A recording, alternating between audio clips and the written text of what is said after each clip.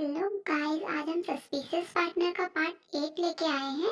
Hope you like it. आइए देखते हैं क्या होता है आगे।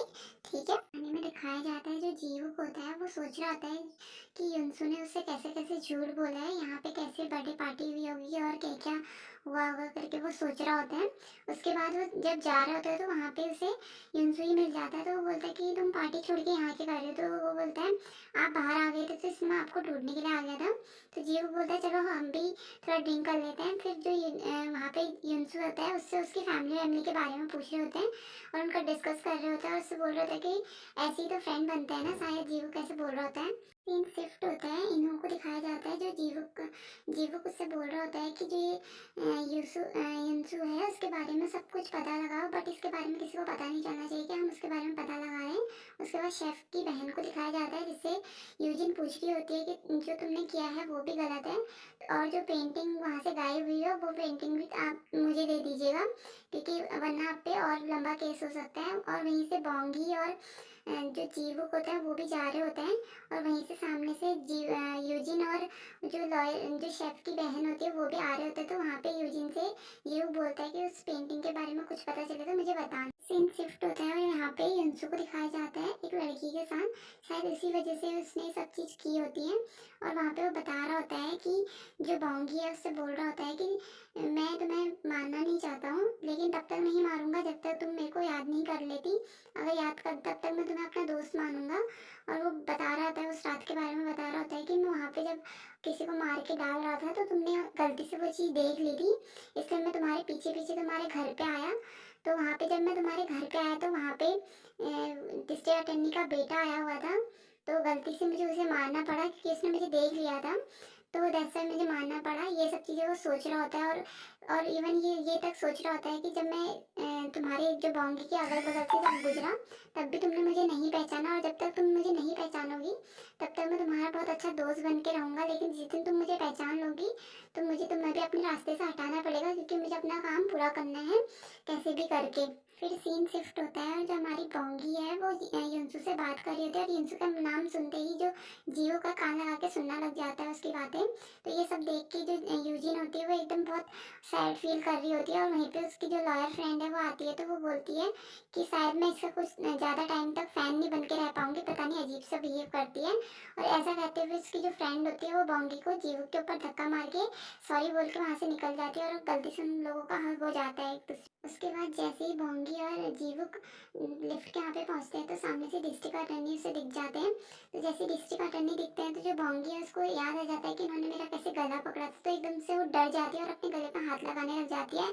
जीवुक भी ये नोटिस कर लेता है और अकेले में डिस्ट्रिक्ट अटर्नी को धमकी देता है कि उसका अभी कोई भी मतलब उस पर इल्ज़ाम मत लगाओ, क्योंकि सबूत मैं तुम्हें ढूंढ के दूंगा, वो कातिल नहीं है और दोबारा ऐसी हरकतें मत करना। और ये सब कह के उनको सुना के वो बोंगी के पास चले जाता है। तो बोंगी उसे चिल्लाने लग जाती है कि मैं तुम अपने काम से काम रखो और मेरे मामले में टांगा अड़ाना बंद करो।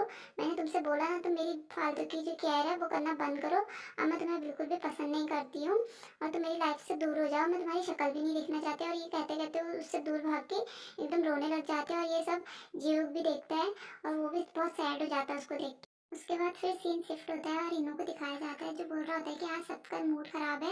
और जो लॉयर जी होते हैं वो सब जबरदस्ती सबसे बोल रहे होते हैं कि आज मेरी तरफ से पार्टी, लेकिन उसकी बात पे कोई ध्यान ही नहीं दे रहा होता है।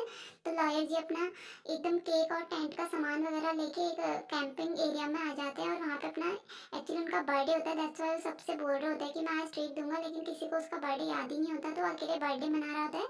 तभी वहाँ से यूजिन जाती है तो यूजिन उसे बर्थडे विश करती है और उसके साथ बैठ जाती है। और वहाँ पे जो जीवुक होता है वो भी उसे मैसेज सेंड करने की कोशिश करता है, बट वो मैसेज सेंड नहीं करता, बार बार डिलीट कर रहा होता है। लेकिन अचानक से बोंगी से टकराने की वजह से गलती से एक छोटा सा मैसेज उसको चले जाता है। तो जो हमारा लॉयर जी होता है वो मैसेज देख के बहुत खुश हो जाता है कि वो मुझे ट्राई तो कर रहा था कम से कम बर्थडे विश करने के लिए। फिर सीन शिफ्ट होता है और वहाँ पे युनसु को दिखाया जाता है जो फॉरेंसिक रिपोर्ट वाले लड़के को धमकी दे रहा होता है कि अगर तुम पीछे हटे तो मैं तुम्हें भी मार दूंगा। अब जो काम हमने शुरू किया है हम उसे ख़त्म करके रहेंगे। अगर तुमने किसी को बताने की भी कोशिश करी तो मैं तुम्हारा क्या हाल करूँगा तुम्हें पता भी नहीं है। और ये सब चीज़ कह के उसे बहुत धमकियाँ दे रहा होता है और जो फॉरेंसिक रिपोर्ट वाला होता है वो एकदम डर रहा है। फिर ऑफिस का सीन दिखाया जाता है जहाँ पे बोंगी एकदम सैड होती है और वो बाहर पे आके बैठ जाती है। फिर वहाँ पे लॉयर जी भी आ जाते हैं, वो दोनों बात कर रहे होते हैं। तो लॉयर जी को बता रही होती है कि मैंने डिसाइड किया है कि मैं अब जीवक को दूर से देखूंगी, बिल्कुल भी उसी के पास जाने की कोशिश नहीं करूंगी। जीवक फिर से उनके ऊपर पानी डालने के बारे में सोचता है, तो इन्हों उनसे बोल देता है कि आप फिर जेलसी में वही काम कर रहे हो। और फिर चेयरमैन अंकल को दिखाया जाता है वो कोई शर्त हार गए होते हैं जिसकी वजह से उनको बर्तन धोना पड़ रहा होता है। तो उसके बाद वो फिर वहाँ पे ऐसे ही बैठे होते हैं। तो जैसे ही उसको इनू से पता चलता है कि जो बोंगी है वो युनसु से मिलने गई है, तो वो उनका पीछा करने लग जाता है, उसके पीछे जाने पोंगी को डिनर ट्रीट के लिए लाया होता है, क्योंकि उसकी वजह से उसकी जान बची होती है। और वहाँ पे जो जीवू है वो भी छुप छुप के आ जाता है और उनको देख के बोल रहा था, अरे वाह तुम लोग भी यहाँ क्या कर रहे हो। फिर वो लोग बाहर निकल जाते हैं, तो बाहर जैसे ही निकलते तो जो बोंगी है वो जीवू से बोलती तुम यहाँ क्या कर रहे हो। तो वो बोलते मेरा ऐसे ही मैं यहाँ से गुजर रहा था, तो मैं अंदर कुछ खाने के लिए आया था। और जो हमारा जो युनसु है वो सोच रहा होता है कि कुछ तो गड़बड़ है, शायद इसको मेरे पे शक हो गया, क्योंकि ये अजीब अजीब से क्वेश्चन कर रहा था पहले भी और अभी भी, शायद ये मेरा पीछा कर रहा है। तो ये सब चीज़ सोच रहा होता है अपने दिमाग में। पोंगी होती है अपनी मम्मी से मिलने के लिए उनके रेस्टोरेंट में चली जाती है जहाँ वो काम करती होती है। और पीछे से जीवू की मम्मी उनकी बातें सुन रही होती है। तब जो बोंगी है वो बता रही होती है कि जो मेरे बॉस है वो बहुत हैंडसम है और बहुत अच्छे हैं। उनके पीछे जैसे भगवान के पीछे सूरज चमकता है ना, वैसे उनके पीछे भी सूरज चमकता है। वो बहुत अच्छे हैं, बट उन्होंने मुझे रिजेक्ट कर दिया है, ये वो बातें कर रही होती है। तो वहाँ पे से जो जीवू की मम्मी होती है वो बहुत खुश हो रही होती है कि मतलब इतनी अजीब सी लड़की को हाँ भी कौन बोलेगा। तभी जीवू का फ़ोन आ जाता है, तो उसकी माँ बाहर चली जाती है। तो जीवू को मिलने के लिए जीवू बोल रहा होता है कि मैं अंदर आने वाला था। तो जीवू की मम्मी बोलती है कि अंदर अजीब सी औरतें बैठी हुई है, तुम बाहर ही सही हो। तो उसके बाद दिखाया जाता है कि जो जीवू की मम्मी होती है उसकी असली मम्मी नहीं होती है, वो बस इसकी मम्मी की फ्रेंड होती है, उसने लेकिन अपने बच्चे की तरह पाला होता है। उसके बाद जीवू को दिखाया जाता है जो ऐसी उसकी युनसु वाले केस पे केस स्टडी कर रहा होता है। तो उसे जैसे ही वो कोर्ट का सीसीटीवी कैमरा देखता है, तो उसे वहाँ पे फॉरेंसिक टीम वाला लड़का भी दिखाई देता है। तो वो सोचता है कि वो यहाँ क्या कर रहा है। और वो तभी फॉरेंसिक टीम वाले लड़के से मिलने के लिए जाता है और वहाँ पे जाके बोलता है कि तुम उस दिन कोर्ट में क्या कर रहे थे युनसु वाले केस में। तो वो बोलता है कि मैं तो ऐसी केस की स्टडी करने के लिए आते रहता हूँ कोर्ट में। तो वो बोलता है कि नहीं तुम उसी दिन आए थे। तो बोलता है नहीं नहीं मैं हर केस में आते रहता हूँ। तो जो हमारा जीव का वो बोलता है कि मैं ये सच साबित करने के लिए सीसीटीवी कैमरा भी से भी रिकॉर्डिंग निकाल सकता था, लेकिन मैंने नहीं निकाला। मैं चाहता हूँ कि तुम खुद मुझे बताओ, ये मेरा कार्ड है, अगर जब भी तुम्हारा कुछ बताने का मन हो तो मेरे को कॉल कर लेना, मैं तुम्हारी पूरी हेल्प करूँगा। उसके बाद जो फॉरेंसिक वाला लड़का होता है उसे पीछे से जाते हुए देखता है और बहुत परेशान जैसा दिखाई दे रहा होता है। और वहाँ पे जब वो किसी कोई पकड़ के उसको जब युनसु को कोई लड़का पकड़ के ले जा रहे थे, ये न्यूज़ जब फैली थी, तो उस वाली न्यूज़ को देख के उसे हिम्मत जैसी आ रही होती है। वो अपने लैपटॉप के सामने बैठा होता है और सोच लेता है कि मैं अब ऐसे घुट घुट के नहीं जीऊँगा, मैं सब सच बता दूँगा। ये सोच के वहाँ पे बैठा होता है। उसके बाद दिखाया जाता है कि फिर जीवो को दिखाया जाता है जो जिसको यूजिन कॉल कर रही होती है कि मुझे वो पेंटिंग मिल गई, तुम मेरे पास आ जाओ, मैं तुम्हें वो पेंटिंग दिखाना चाहती हूँ। तो जैसे ही वो यूजिन से मिलने जाता है और वो पेंटिंग को देखता है, तो उसमें जो नंबर लिखा होता है उससे समझ आ जाता है कि ये कोई बदले का केस है, किसने उसे बदला लेने के लिए मारा है। तो वो इसी बारे में डिस्कस कर रहे होते हैं। और वहाँ पे जो फॉरेंसिक रिपोर्ट वाला लड़का होता है बार बार उसे फ़ोन कर रहा होता है, लेकिन वो बिजी होता है तो नहीं उठा पाता।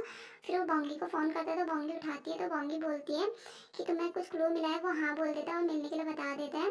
तो जो वहाँ पे बोंगी है वो जीवू को भी फ़ोन करती है और वहाँ पे वॉइस नोट भेज देती कि जो फॉरेंसिक रिपोर्ट वाला लड़का है उसे कुछ मिला है, मैं वहाँ जा रही हूँ। फिर वहाँ पे फॉरेंसिक रिपोर्ट वाले लड़के को दिखाया जाता है पार्क में, और हमारी बोंगी भी वहाँ पार्किंग में पहुँच जाती है।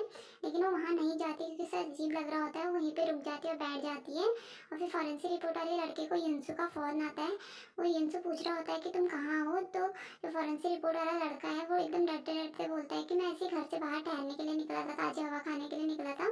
तो ये युनसु है वो बोलता है मुझे पता है तुम कहाँ हो, अब देखना मैं तुम्हारा क्या हालत करता हूँ।